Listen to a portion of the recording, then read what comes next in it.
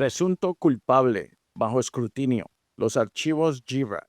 Episodio 8. El contraataque.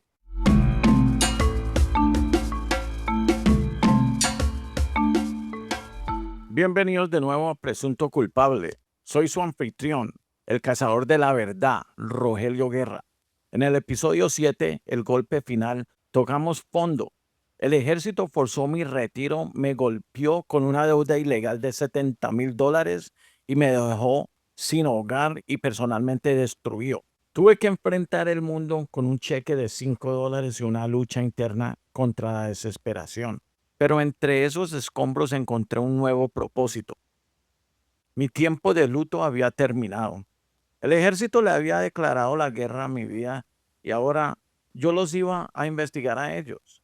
Ya no era un soldado sancionado, era un detective civil con nada que perder y un caso penal que construir con la institución que intentó destruirme. Este episodio es el contraataque, la ejecución metódica y planificada de mi lucha por exponer la corrupción. El primer movimiento. Comenzamos con mi primera acción estratégica, usar canales políticos para obligar al ejército a responder por sus actos ilegales. El poder del papel. Rastrearemos cómo utilicé mis habilidades de mi agencia de detectives para reunir un cuerpo de evidencia tan irrefutable que, en última instancia, llegaría al Congreso y forzaría un ajuste de cuentas nacional. El tiempo de ser presunto culpable ha terminado. Ahora el ejército es el acusado.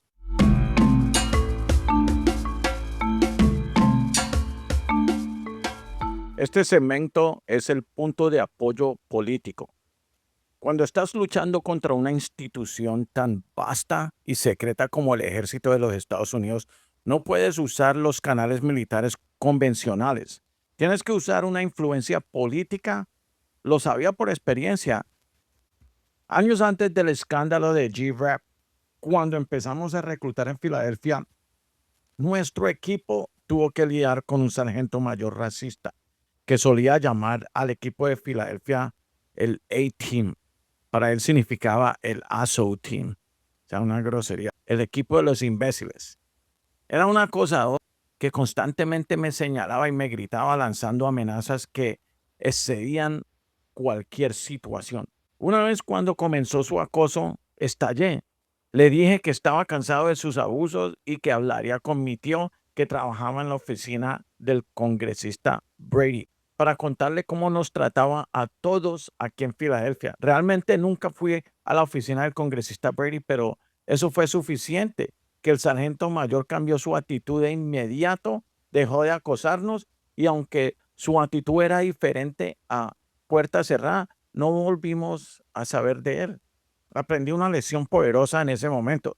La cadena de mando termina, pero la cadena de responsabilidad política llega directo al Congreso. Sabía que el congresista Brady era el camino a seguir. Él era la voz más poderosa del sur de Filadelfia y era conocido por ayudar a los electores a lidiar con problemas burocráticos. Tenía un amigo y aliado crucial que trabajaba para él, un caballero mayor, veterano de la Marina, que él siempre fue increíblemente útil para nosotros y nuestros soldados. Él entendía el significado del servicio y, más importante aún, entendía el abuso institucional. Así que mi primer paso en la lucha contra el CID y la persecución maliciosa de la Guardia Nacional fue una investigación del Congreso. Esto no era una petición de ayuda, era un movimiento administrativo formal diseñado para ejercer presión política inmediata y de alto nivel sobre el Departamento del Ejército, obligándolos a abrir sus archivos y reconocer sus acciones ilegales. Este fue el movimiento de apertura de mi contraataque.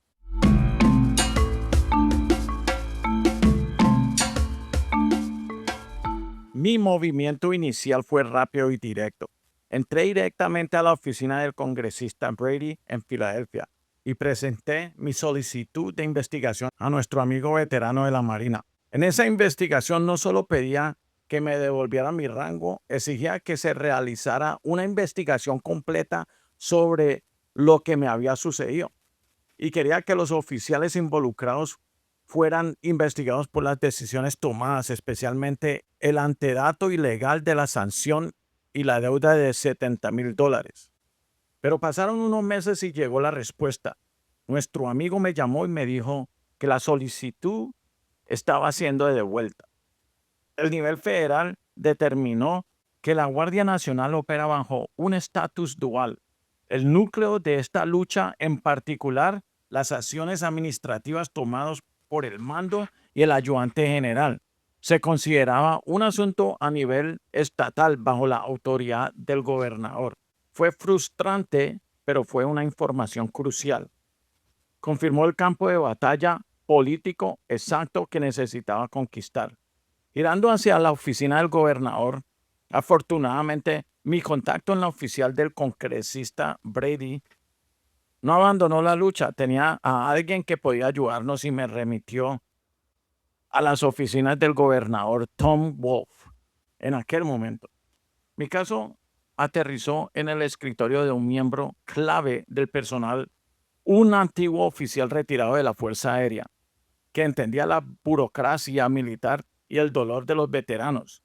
Este giro fue estratégico, ir directamente a la rama ejecutiva del estado de Pensilvania, que supervisa a la Guardia Nacional. Este era el único lugar donde podía obligar al ayudante general y a la estructura de mando a responder por sus acciones ilegales. Esto seguía siendo una lucha política, pero ahora era una lucha estatal enfocada.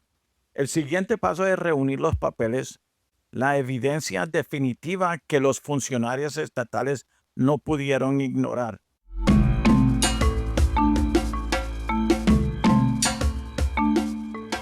Este segmento es el callejón sin salida político. Después de que la oficina del congresista Brady pasó mi caso al nivel estatal, hice el seguimiento de inmediato. Hablé con el personal retirado de la Fuerza Aérea en la oficina del gobernador Wolf. Él fue comprensivo y utilizó las mismas palabras fuertes que yo había usado en mi solicitud inicial, exigiendo una investigación. La investigación fue enviada a un mayor de la Guardia Nacional, quien contaba con la ayuda de un sargento mayor. Su respuesta fue rápida y definitiva, haciendo eco de la malicia burocrática original. La decisión tomada en mi contra no sería investigada. Su justificación fue enfurecedora. Afirmaron que la investigación era culpa mía y debido a que mi integridad estaba en duda, no había forma de que los oficiales de alto rango fueran cuestionados por sus acciones ilegales. Usaron la misma sanción que se negaban a quitar como la excusa para no investigar la sanción misma. Habían cerrado filas. En este momento estaba completamente furioso con todos. Me habían rechazado a dos lugares diferentes, el Congreso Federal y la oficina del gobernador del estado, y sentía que no llegaría a ninguna parte. Unos meses después, lo intenté una vez más. Fui a otro congresista cerca de mi zona. Sabía que tenía que construir mi papeleo de manera diferente ahora, centrándome en la naturaleza ilegal de la degradación y de la deuda. Tuve que escribir todo a mano porque no tenían un formulario. Escribí un documento muy largo y detallado exponiendo meticulosamente los hechos. Me dijeron que esto tomaría tiempo y que sabría de ellos. Esperé meses. Volví al menos 2 veces y me dijeron que el papelerío aún estaba pendiente. Fui una tercera vez y exigí ver mi expediente. Y adivinen qué, perdieron mi papeleo. Mi lucha nunca termina. Habían sido años de resistencia política y no llegaba a ningún lado. Perder ese documento meticulosamente escrito a mano fue desmoralizante. No era justo. Le di una reseña muy mala a la oficina del congresista Boyle en la avenida Busleton. Esta incompetencia burocrática se convirtió en parte habitual de mi vida y ya no quedaba ninguna institución a la cual recurrir. Entonces algo empezó a cambiar para mí y para muchas otras personas involucradas en GRAP. Recibí una carta del CID diciéndome que no tenían suficiente información para continuar una investigación sobre mí. Después de tantos años, finalmente se rindieron. La sanción flag todavía no me la han levantado. Fue una victoria administrativa, pero inmediatamente generó la pregunta ardiente y crucial: ¿qué pasó con mi dinero? Que el CID se rindiera no resolvía la degradación ilegal, la deuda de $70,000, ni el cheque de $5 que recibí. Ese dinero seguía perdido. Me di cuenta de que no podía confiar en los políticos ni en los burócratas militares para arreglar esto. Si quería la verdad, tenía que encontrarla yo mismo. Tenía que usar mi formación como detective.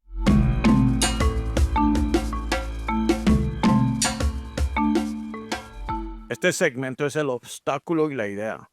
La carta del CID finalmente llegó.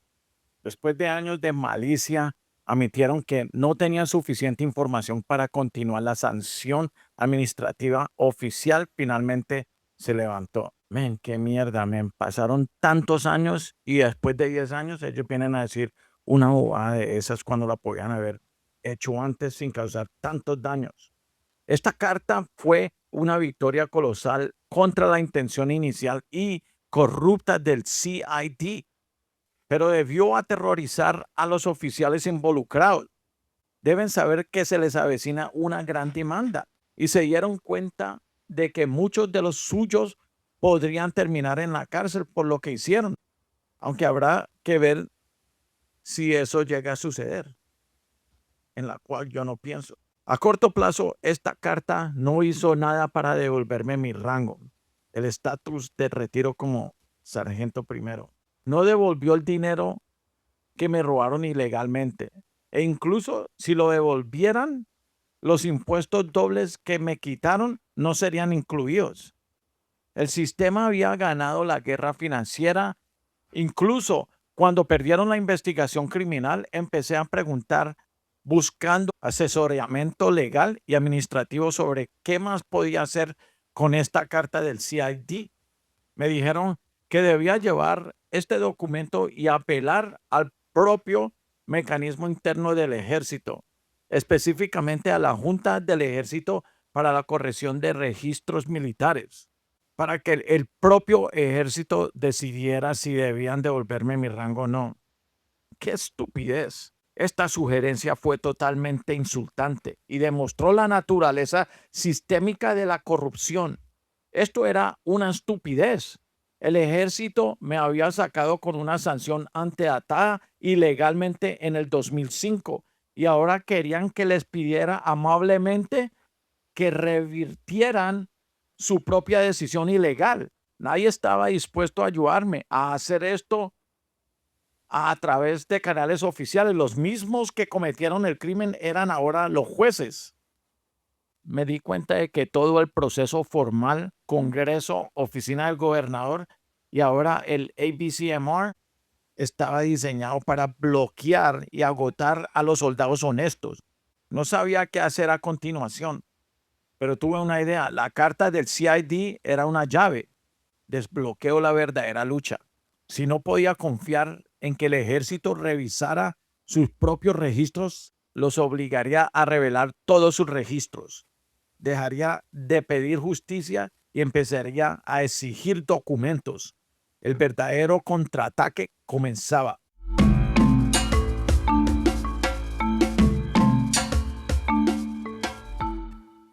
Este segmento es el cierre. Salí de la oficina del gobernador y de la pérdida de mi papeleo con una única certeza inquebrantable. El sistema estaba amañado contra la verdad. No querían mi apelación honesta ante la ABCMR. Querían que aceptara en silencio mi degradación ilegal, mi deuda de $70,000 y mi destrucción personal. Pero me di cuenta de que admitía a regañadientes su fracaso era la única apertura que necesitaba. Confirmaba que tenía que abandonar el caso penal, pero dejaba intacto el daño administrativo, mi rango de sargento primero, el robo financiero masivo. Tenía que usar esta apertura para saltarme sus muros burocráticos por completo. Dejé de jugar el juego político y empecé a jugar el juego de detective. Mi guerra personal pasaba ahora a la petición política, al asedio burocrático. Si no podía obtener justicia pidiendo ayuda al ejército, obtendría la verdad obligándolos a revelar sus crímenes. Canalicé el dolor silencioso de aquellas largas noches, la humillación del cheque de $5 y la rabia por la pérdida de mi familia en un ataque metódico basado en documentos. El ejército creía que su papeleo estaba seguro, pero yo sabía que la verdad estaba escondida en esas carpetas. Pero eso no es todo. El episodio 9, que es el episodio final, cambiaría su enfoque hacia dónde me encuentro ahora. Discutiremos las estrategias finales que estamos esperando y lo necesitamos para el ejército que vea lo que debe hacerse para que este tipo de acoso sistémico no vuelva a suceder. Al igual que lo que está sucediendo ahora mismo con el presidente de los Estados Unidos y el secretario de Defensa, abusando a los rangos superiores. Las cosas deben cambiar para el bien de los soldados hasta el nivel más bajo.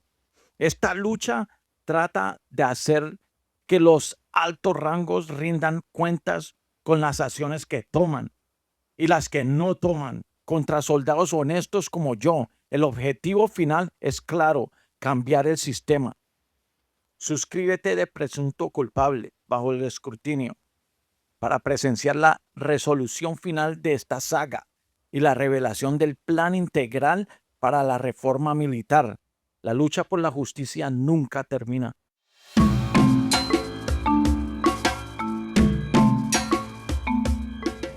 Gracias por escuchar este capítulo. Ahora les voy a hablar un poco de mi compañía, Warstone Detective Agency. Cuando necesita respuestas, necesita los mejores.